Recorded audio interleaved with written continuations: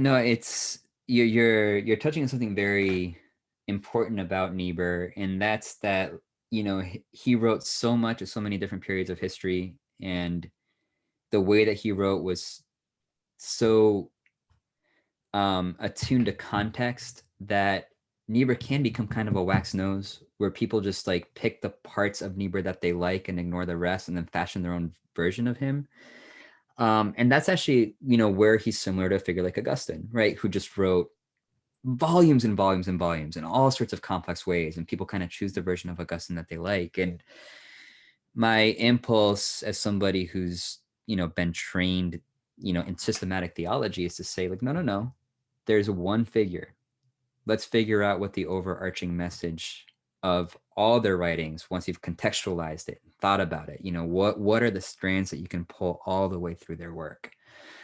So yeah, there's a neocon Niebuhr, there's the liberal Niebuhr, there's the radical Niebuhr. You have all these different versions of the figure. But what I think we're seeing now is that the version that resonated during the Obama years is not the version that's landing now, right? In the Obama years, it was, the irony of American history Niebuhr, right? Who's talking to an empire at the pinnacle of world power that's very comfortable in its power. And, he's talking about the ironic dilemmas of power and feeling like you've arrived and then realizing that you haven't, right? He describes America in that book as an island of security suspended in an ocean of insecurity, right? Might even use stronger language of a hell of insecurity, right? In the 1950s. And we no longer feel like that island of security, do we?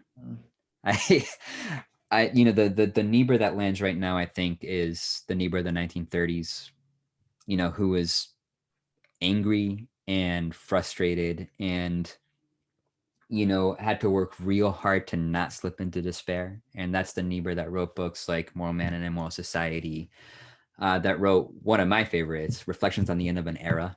The title's a little on the nose for right now, but it's an important book to think about, or even Beyond Tragedy. The Sermonic Collection from 1937, it's Niebuhr laying bare, one way of reading it is like, these were the theological resources that helped him to find hope during an era where despair was really easy. And that's the version of Niebuhr that I think is really resonating for people right now and is important to recover, because it's, it's still Moral Man and Immoral Society. It's far from a perfect book. For contemporary readers, Niebuhr delves into debates that are very much connected to the era and won't make much sense to us now. But the parts that land, boy, do they land, and they still feel fresh, right? There's a reason why that's considered the touchstone for basically Christian social ethics in America, right? Is people like aligning with or against that particular text.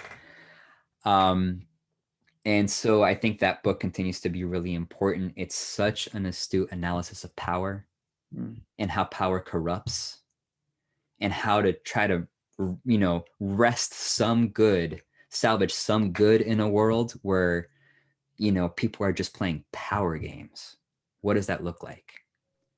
And helps you cultivate some sort of vision for that. It's striking that when Niebuhr first wrote the book, he got such bad reception. By the time World War was happening, people rethought it.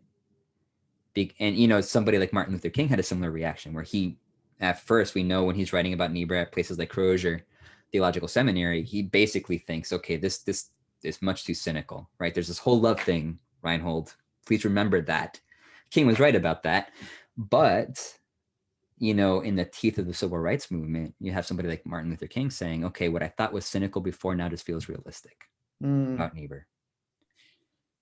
And so I think that's the piece that's landing. And that's, ironically enough, it's so clear-eyed about what's wrong.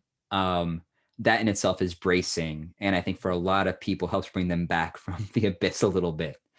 Yeah. Right? Because at least they feel like they have clarity after reading the Niebuhr of the 1930s. Yeah, that's helpful. And I always try to remind my students that we have to read any figure, we have to read them historically. So it's always good to ask, well, which Niebuhr are we talking about? And I like that.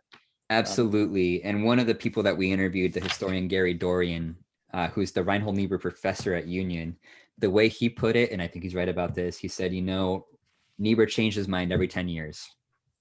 Every decade, you're reading a new Niebuhr. And, Dorian's a very careful thinker. He can tell you the through lines that carry through his whole corpus, but there's something right about that intuition where there is this reinvention. And it's not like he's morphing or being disingenuous. He's keeping up with a country that's changing at a breakneck pace. Yep. Yeah. That's